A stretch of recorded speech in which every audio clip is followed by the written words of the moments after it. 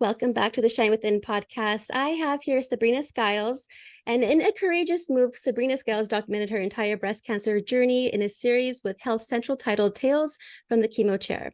This intimate series shines a light on the challenges faced by a young mother under 45, navigating the turbulent waters of breast cancer diagnosis while caring for two children. Through her series, Sabrina strives to rise beyond being a mere statistic, aiming to uplift and reassure others that they're not facing their battles in isolation. Beyond the personal journey, Sabrina actively channels her energies as a volunteer mentor for the National Psoriasis Foundation.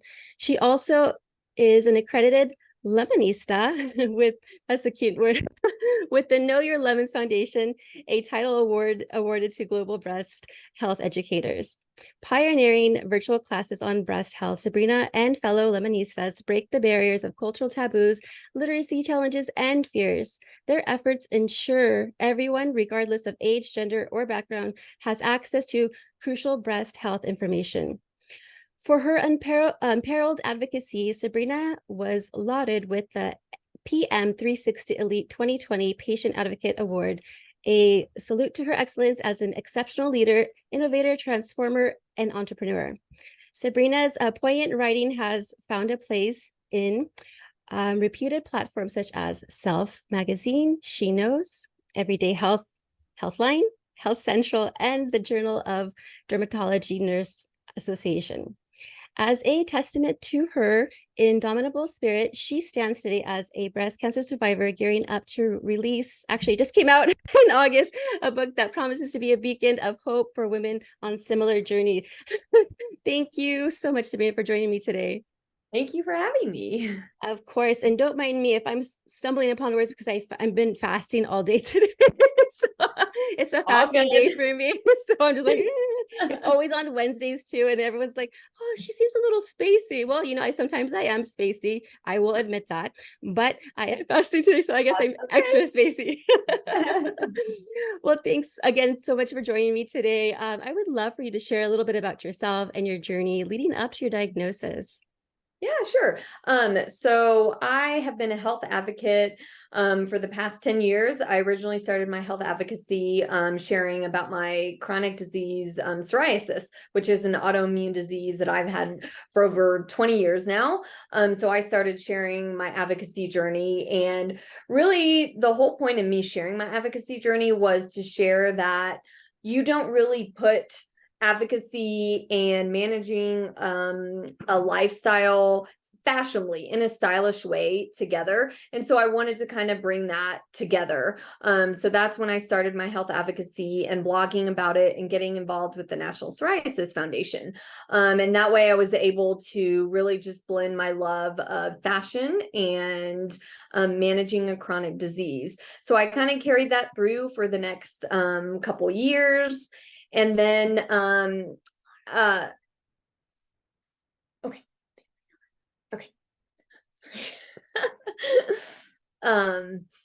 So I started out as the health advocacy journey, managing psoriasis and talking about that.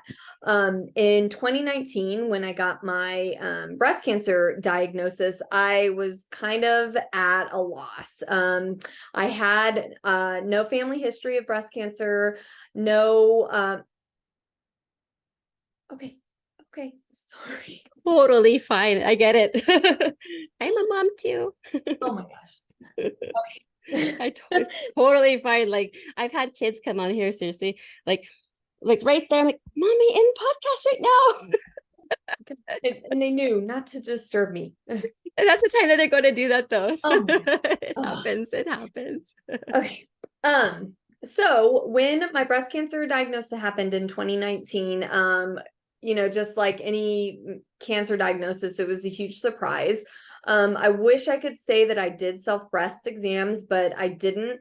I didn't know a lot about just breast health in general, and I just didn't talk about it with my girlfriends. I wasn't, it's the one-off things when you go to the OB-GYN or you go to your gynecologist. Have you done your breast exam? Yeah, sure. Yeah, I've done it. Not really knowing if you're doing it the right way.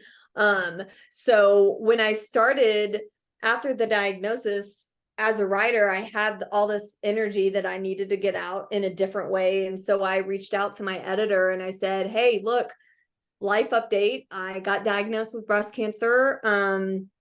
I want to lend my voice to this because I felt alone as a woman at age 35 getting diagnosed. And so I wanted to start to share my story. And a big part of bringing people into the series that I did with HealthCentral and just being really open about it was that we just don't talk about breast health a lot, like at all. And I feel like sometimes it's taboo. Nobody really knows what to say or how to get the conversation going.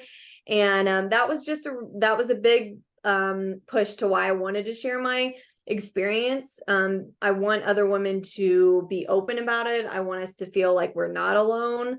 And now it's in the news everywhere. Young women being diagnosed with breast cancer is on the rise. People don't know why. So that was a big reason. I don't want this to be such a big, it shouldn't be. Why are we getting diagnosed? Like, I want us to be a part of the conversation. And so that's how my advocacy journey started with breast cancer in 2019. Wow, and thanks so much for sharing. Now, was it difficult for you to share with your family and friends? Like, hey, I just found out, like, how does one like tell everybody? At first I didn't want to tell anybody. I Yeah, because once you tell everybody, then everything changes, obviously, and they start treating you differently. But once I did start telling everybody, I didn't want to tell anybody in the very, very beginning. I wanted to make sure I knew what my diagnosis meant for me, what we decided to do about surgery options, chemo, and radiation, because those are the first things that people ask you about it. So I didn't want to be bombarded with all these questions. I wanted to make sure I was self-aware and self-knowledgeable about what the diagnosis meant for us and for me. And that's when I started to share with my family and friends. Yeah, I would probably do the same too, because it's just like you want to know what's going on with you first before you're able to like share any information on that. Yeah, and I was just telling you that a couple of my friends are breast cancer survivors, and you're right. A lot of women don't really have their mammograms, me included, to be honest with you. And now I really need to go get mine done because I'm 42 years old, or I will be 42 in December. And like you said, it's occurring more and more. Women are getting it. And I know that my sister-in-law had passed away from it, and my aunt recently just passed away from it, unfortunately. And so it's like, I don't want to cry on the show.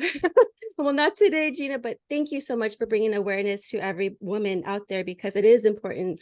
And I feel that we need to go to the doctor and have that examination, because, like you said, the self breast examination, it doesn't necessarily work. You really need to go see a doctor, professional, and get that done. And I need to too as well. Now, what are some of the, I guess, because you had chemo, and I always hear like horror stories with chemo. What are some of the, what did you go through? Yeah, I'm just gonna just say that. What did you go through? Because especially with children, two young children. Yeah, that's a great question. It was interesting going through chemo because there's a lot out there, and the doctors will tell you like the medical jargon, like this is what's going to happen. But what I really wanted to do is I wanted to share what it was really like going through it. So you hear a lot about nausea and headaches, and you're going to be tired. But what people didn't tell me that I struggled with a lot was the mental health part of it. Going through chemo, you're sitting in a chair for, a few hours. You, first they want to give you a couple of pre-meds to prevent nausea and headaches. So you're sitting there getting the medication, and then the actual chemo drugs usually just take like maybe 30 to 45 minutes, depending on the chemo drug and the infusion center. It depends on the type of cancer you had, how old you are. So many factors go into it. And that's a big thing that I always tell women that I talk to is ask them how long your appointments are going to be, how long will these infusions take, just because it's easier to plan your day. And you walk into this chemo infusion center, which I never knew that's what they were called, but you walk into these infusion centers not knowing what's going to happen. And the unknown is so scary, obviously. Oh, yeah. So just having a conversation with your doctor, like, what is the actual chemo appointment entail, and not just like high level stuff. Make sure this is what's going to happen, and possible side effects. So what really hit me with the side effects were the headaches, because you hear a lot about the nausea and the medication they give you for that. It helps, but it was the headaches that really surprised me. And there wasn't a lot I could do for that. And I was just sitting there with like a pounding headache. I need you. Okay. Okay. Okay. So I was just sitting there trying to deal with these headaches, and nobody really talked about it. So for me, the thing that helped the most with the headaches was drinking electrolyte water. And people, they try to give you like Ensure, these protein drinks, and like I could not handle that stuff. So it's really important to be open with your nurse and with your doctor, letting them know like I can't handle this. What are some other options for me? So being open with your doctor to let them know these symptoms are lasting like past 3 days. Like, what can we do to fix this? So after the chemo, it was probably a good 3 or 4 hours.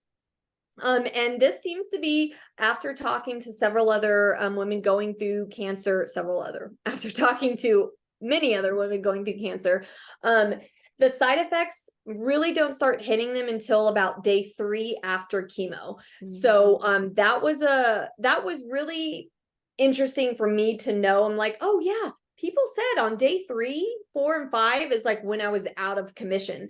So like day 1 and 2 after chemo, I was like feeling like myself. I was great. I was like, what? Going through chemo? No.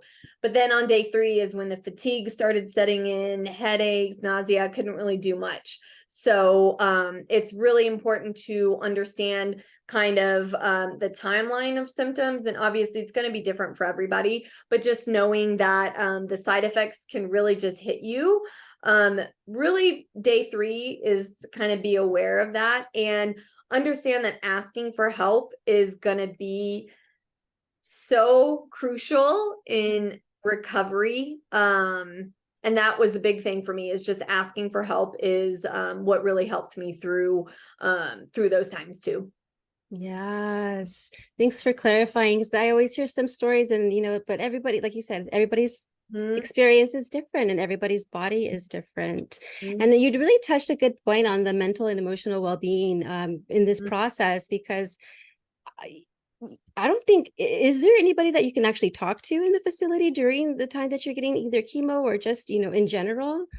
I'm so glad you asked that. Yes, there is. Oh, so I had my chemo at 2 different hospitals because we were moving. So I had my first round of chemo at a hospital and in Houston, and they offered mental health support. So I could talk to a social worker that was there on staff, which was really, really helpful to hear.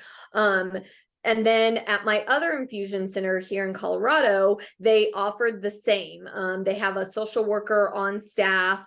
But for me, after talking to the social worker and now talking to a therapist, there's so much benefit in talking to whoever you can find, whether it be a social worker or mental health therapist, just because you need to talk about it. The mental game is going to be affecting you as much as the physical aspects of it will too. And that's something I wish that somebody would have talked to me about before going into chemo, is that I'm going to need to talk about this.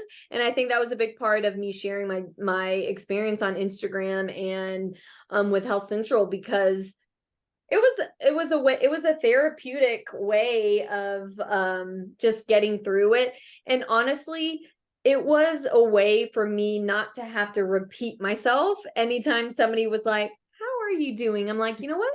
It's on my Instagram, it's on my blog. Go, like, I don't have the energy to tell you what I went through. You could go do that.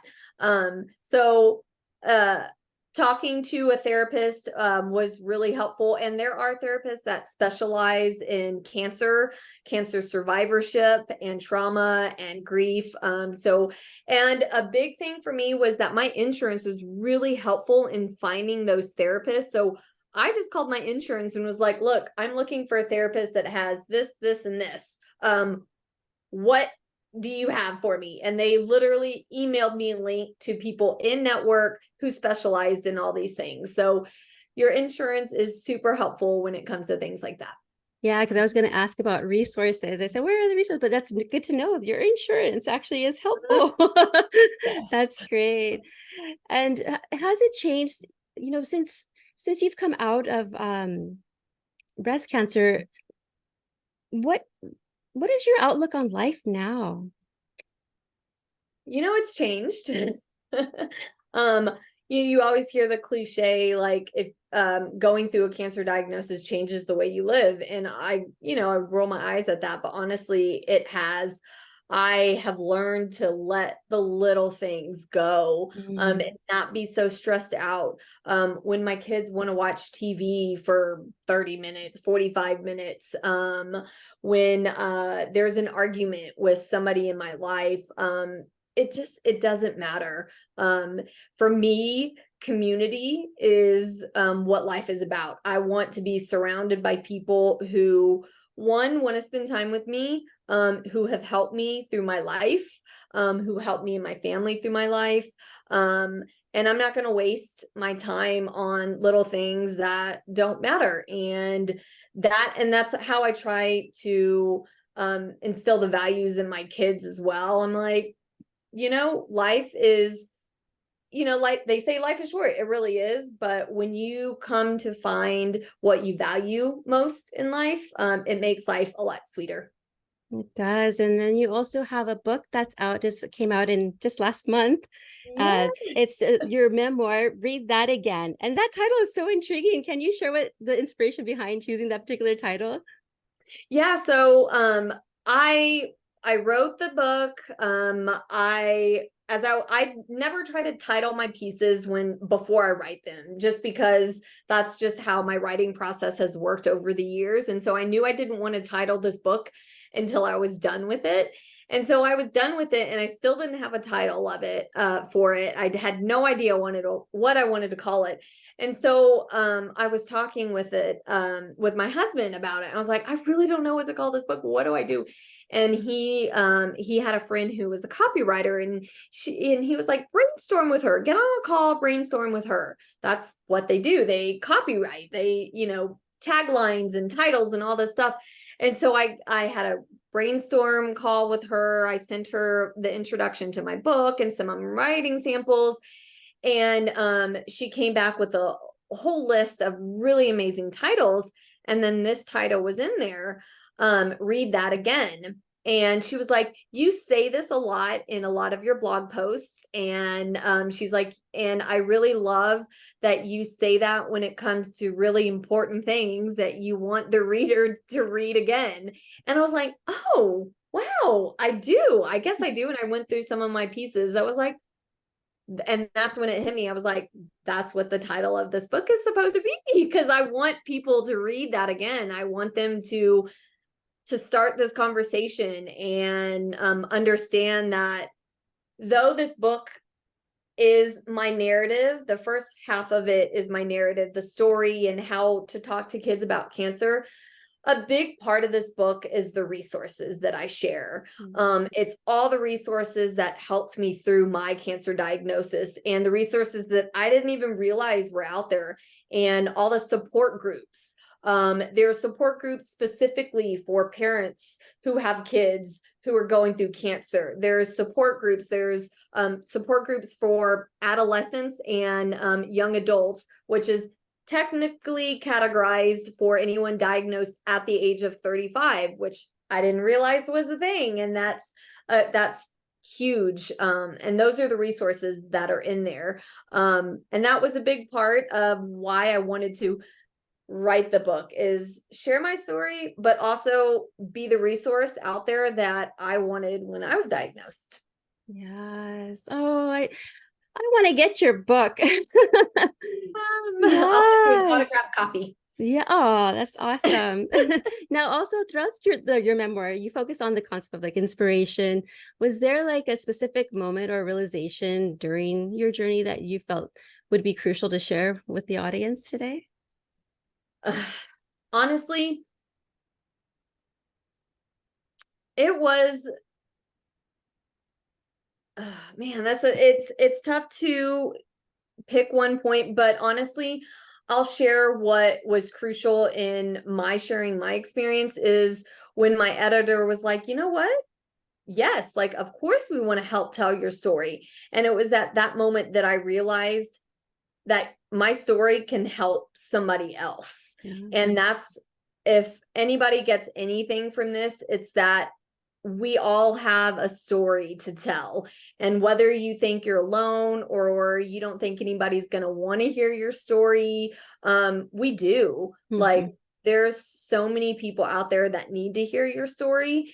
And that was the crucial moment when I realized, wow, I can help other people by sharing my story. Yeah, it might be kind of messy. It might be really hard and overwhelming in parts, but sometimes talking to a stranger is a little easier than talking to your family. And that's Totally.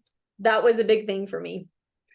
Yes, I had something about talking to a stranger just makes things just more like simple. And it's crazy because like, I mean, I was divorced because I was an ex-alcohol. I was a professional drinker before in my life. Not anymore. Tomorrow will be my 6-year anniversary of sobriety with alcohol. Thank you. Wow. But yeah, but it reminded me of like the mediator, right? This complete stranger talking between the divorce, you know, like because my husband and I wouldn't even talk to each other at the time, but there's always a mediator. But I felt so comfortable talking to the mediator, a complete stranger. So definitely strangers help. Strangers help. So now I had told you that my aunt unfortunately did pass away from breast cancer just actually less than a week ago. Now, if any of the listeners here that have a family member that is going through breast cancer or is like perhaps in hospice, what type of support or what would you tell them? I would say, instead of asking us what we need, just tell us that you're going to be there at a certain time with groceries. You're going to be there at a certain time, and just say, hey, we don't have to talk, but I'm going to be there. I will come by and clean your house. I will come by and do the dirty dishes in your sink.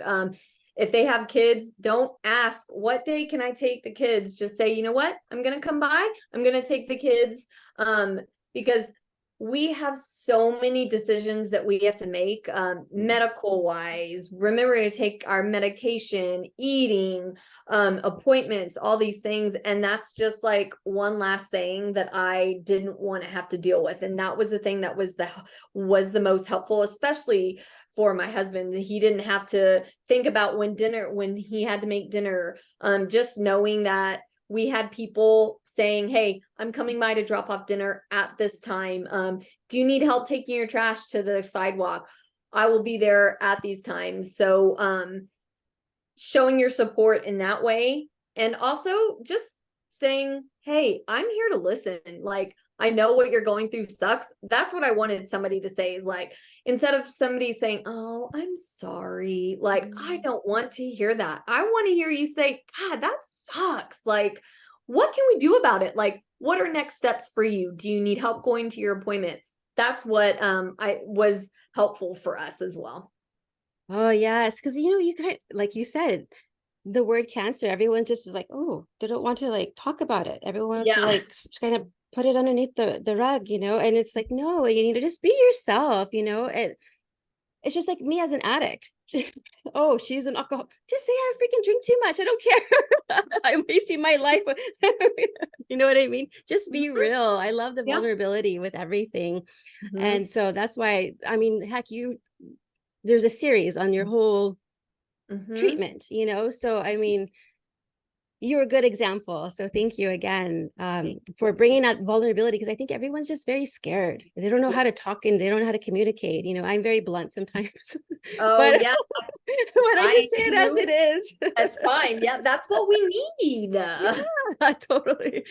I just like, I just be me. And I think the world is shifting as well because people are finally becoming and being who they truly are. I think during this pause over during the pandemic, Mhm. people are discovering their gifts, people are discovering their passions, people are discovering hobbies that they thought they would never be able to do, but now are like an expert in.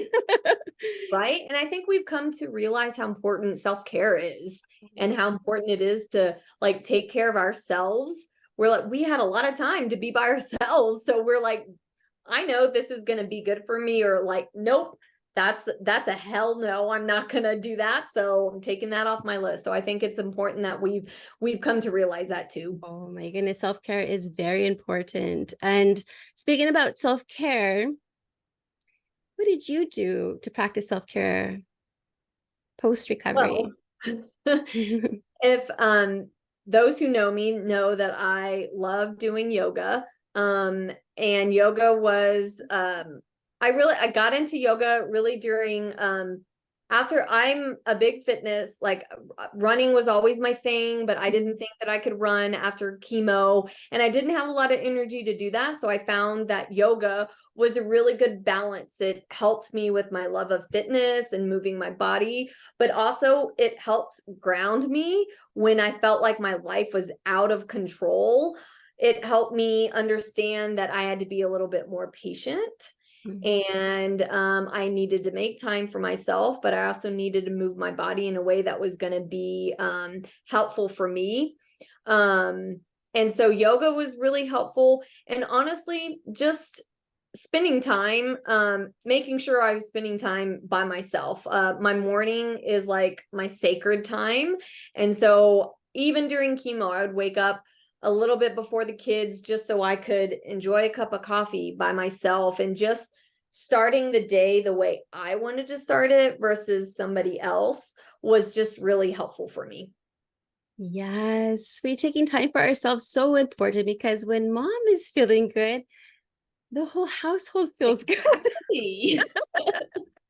You Mom know. mom and wife need to be, taken care of. And then, like I Mhm. said, yeah, everyone else is in a good mood or happy to because you set off that good energy because you took care of Exactly. yourself.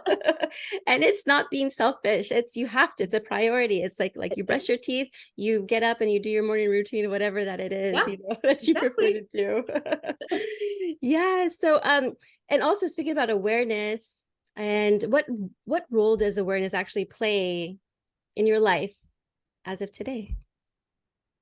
I mean, it plays a really big part. If we aren't aware of how we're feeling, if we aren't aware of our surroundings, if we aren't aware of how we've made somebody feel, then how are we gonna live our life? We have to be aware of what we value. We have to be aware of how we want to spend our time, because if not, then what are we doing? Mhm. That awareness is a big part of living my life the way I want to live my life, but also really instilling that value in my kids, knowing like, hey, if that doesn't make you happy, don't do it. But Mhm. just being aware of how we're feeling and communicating and Mhm. saying, hey, you know what, I am I don't have a lot of energy right now. I think I'm gonna have to pass on that. A big thing for me is being aware of overcommitting. And I have done that a lot. And so I've had to be really honest with myself and just say, you know what? I think I've overcommitted. I'm going to pass on this opportunity. So I think it's important to be aware so that we can see if we committed to the right thing and whether or not we're overcommitted. And it's okay to say no to some things. Yes, I was just talking to somebody. I was used to be like a yes, ma'am. I used to say yes to everything. Mm-hmm. And then my health was just deteriorating, just deteriorating. And so I've learned to say no. It's And it okay feels to say good no, and you feel good. Yeah. I even tell my husband no sometimes. Oh, just kidding. Hey, I do too. How can you massage? Because I'm a massage therapist too. I'm like, I don't know really, because my back was hurting really that day. And I'm like, oh, I don't think I want to do it. I love it. Yeah. So as far as advice for others, what would you say to someone who has just been diagnosed with breast cancer? I would say be patient. I would say, yes, it sucks right now. But know that the hard days, even though they feel hard, they'll get easier. And know that there's so many resources out there. And asking for help does not make you weak. It actually makes you stronger because you know that you can't do it by yourself. And just know that we have time. You don't have to feel rushed. And know that getting a second opinion is okay as well. Absolutely. Even the third sometimes I hear too. Fourth, I got 4 opinions on See? 1, 3, so it's fine. It's okay. Now, where can people find your book and just follow you and find you? So I'm mostly on Instagram at Sabrina Skiles. My book is sabrinaskiles.com/read that again. But you can also search it on Amazon. Just search Read That Again, and I am there. And yeah, that's where you can find me. That's funny. You're like, yeah, read that again. Yes. I love that. Is there any last thoughts or anything else you'd like to share? Let's just continue to talk about breast health and let's revitalize this conversation and disrupt this conversation because we need to talk about it, and it's okay to talk about our breasts. We need to be an advocate for ourselves. Absolutely. Well, thank you so much for joining me today, Sabrina. It was a pleasure meeting you, and just keep being you and doing what you're doing. Yes, ma'am. Thank you so much for having me. My pleasure.